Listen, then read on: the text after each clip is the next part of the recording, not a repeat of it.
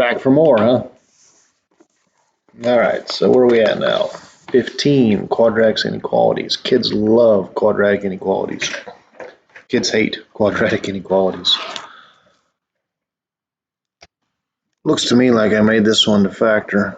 And I'll probably do that on the test too, because I wouldn't want it to be too rough. You've already had to do the quadratic formula time or two.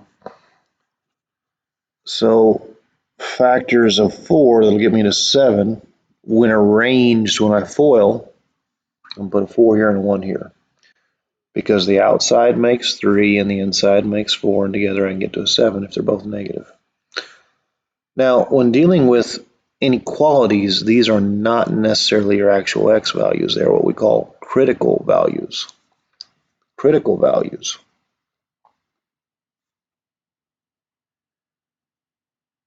Which I denote with a subscript x subscript c for critical values of x. One of them's easy, it's 1. The other one's the two-step deal. You got to add 4 and divide by 3. That'd be 4/3. We actually do have equality here because of that symbol. So anyways, you're supposed to plot these on a number line. There's 0. There's 1. Gets to be solid hold. And then 4/3 is just a little bigger than 1, right? Be about right here. There's 2. We're going to test around these values. And you have a TI-84, so it shouldn't be too hard. But you test a 0. You take a 0 and you plug it in right here. I would love to show you all that, but I just don't have enough room on paper to do it. If I plug in a 0, I'd have a 0, take away another 0, and 4. Is 4 bigger or equal to 0? Well, that's true. It is greater than or equal to 0. So, because I tested a 0, which was to the left of 1, I get to include all the space to the left of 1. I'm going to have to test something in between 1 and 4/3. What is that? What's something between 1 and 4/3, right? Ugh. Well, what most of y'all will have to do, just find the middle. 1 plus 4/3. Divide by 2. Back as a frac. 7/6. Test a 7/6. That's kind of hard to do. But I'll make them more apparent on the actual test, so it's not this bad. I promise you I will. So I'm going to take a 7/6 and I'm going to store it to my x. And I'm going to type in the equation as written. So when I plug in a 7/6, the equation returns -1/12. Is -1/12 greater than or equal to 0? That is false. It is less than or equal to. So I don't get to keep any of this space. This is just nothing to me. Now I need to test something to the right of 4/3. So I'll test 2. I can do that without a calculator. That's going to be 12. Okay, 2 squared is 4 times 3 is 12. Take away 14, so -2. Add 4 back, I get 2. 2 greater than or equal to 0, and that's definitely true. So I get to keep all this space. So there's two things that happened. Either x was less than or equal to 1, or x was greater than or equal to 4/3. If you like intervals, which a lot of you do, this would be -infinity to 1 union with 4/3 to infinity. So there's your two forms of notation.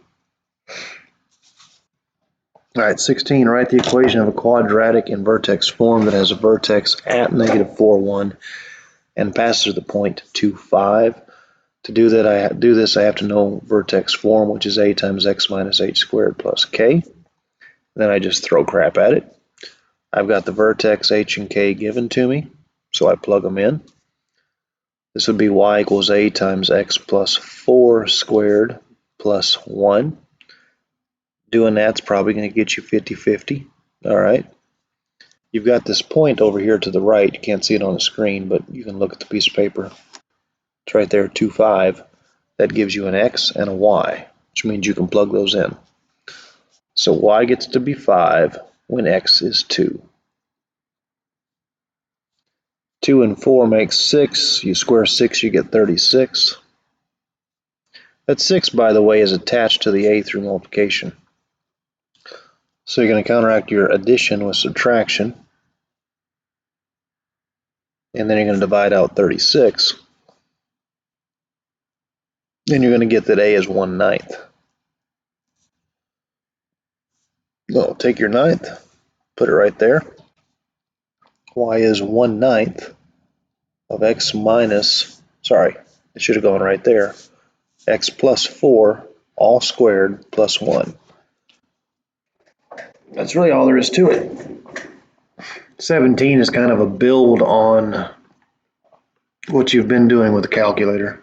It says, table below shows how wind affects a runner's performance in the 200-meter dash. Negative winds correspond to a headwind against the runner, and positive winds correspond to tailwinds pushing the runner forward.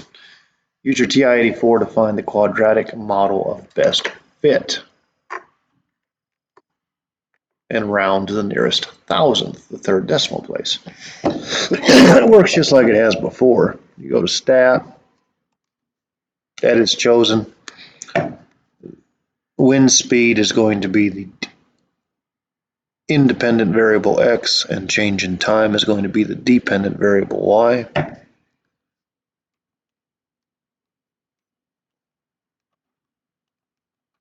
So your x is going to list 1.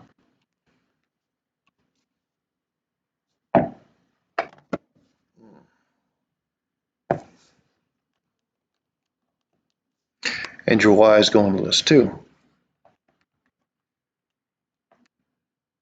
If you take dual enrollment next year, you'll do a whole lot of this. If you take bridge math next year, and you might, because they're actually going to change the standards around next year, decent chance you'll actually be taking either 080 or 100 level math, which can count as college credit, the intermediate college credits. All right, so there's my stuff. I'm just making sure I got everything in right because I don't want to do this thing again. After this, stat calc down to quadratic regression. It's a quadratic equation of best fit. Scroll on down to calculate. There she is. That's going to round to 0.012. So it looks like choice A. Minus 3.09, that looks right. Minus 4.762, yes, definitely choice A.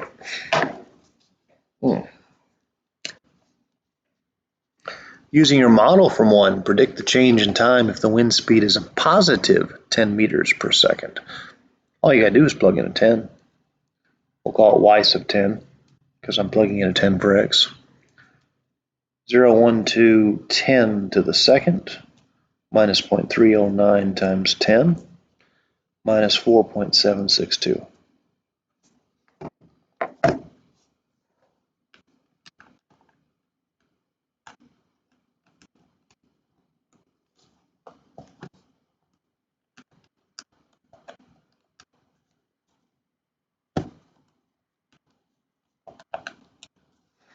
Syntax error, that means I have a typo.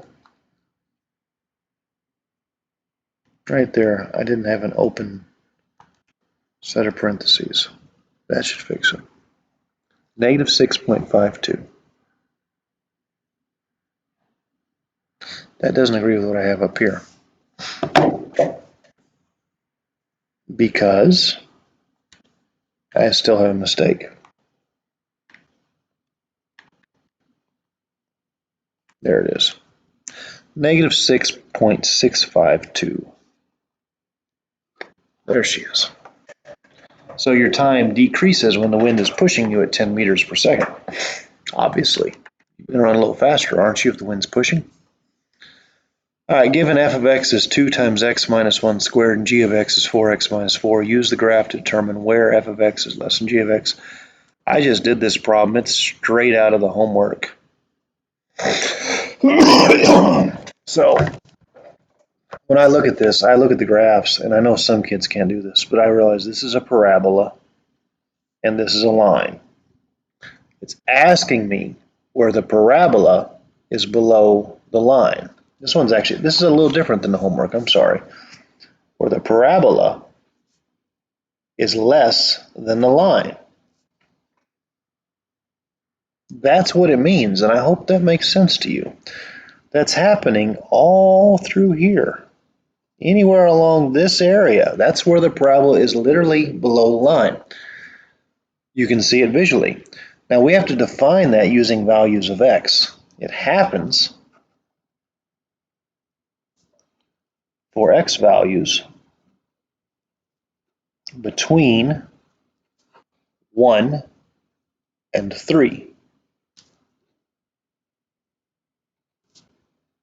That's what I'm looking for. Look at your symbolism and look at what the answer choices are too. Anything with a bracket's wrong. Leaves it to A and B. Just knowing symbolism made it 50-50, okay? Now, it's B, because this would talk about anything from negative infinity to 1 and 3 to infinity. It's 1 to 3. Just choice B.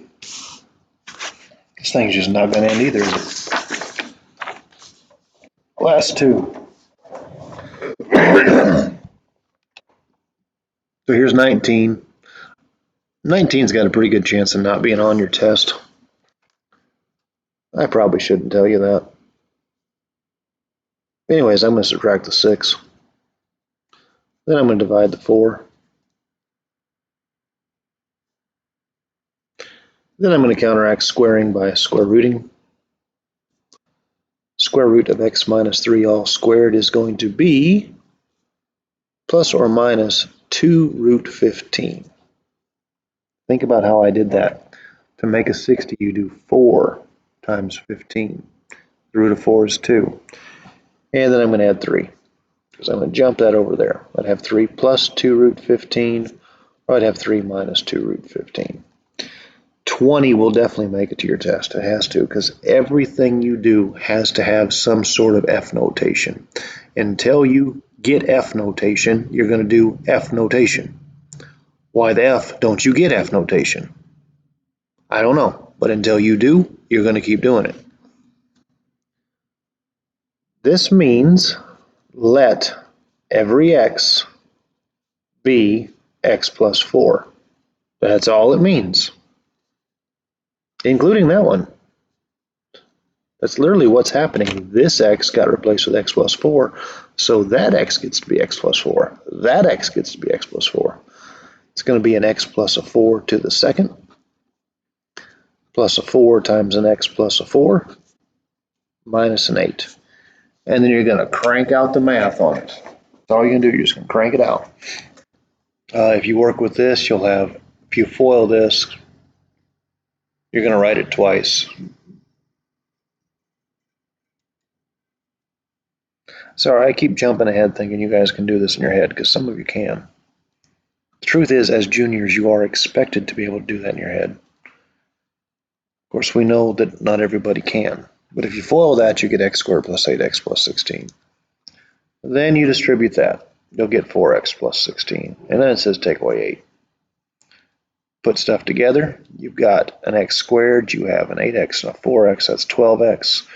You got a 16 and a 16, which makes 32. If you take away 8, I think you're sitting at 24. There is your twin minus the hints, which is probably the very next thing I'm going to do, since I'm just recording like crazy today.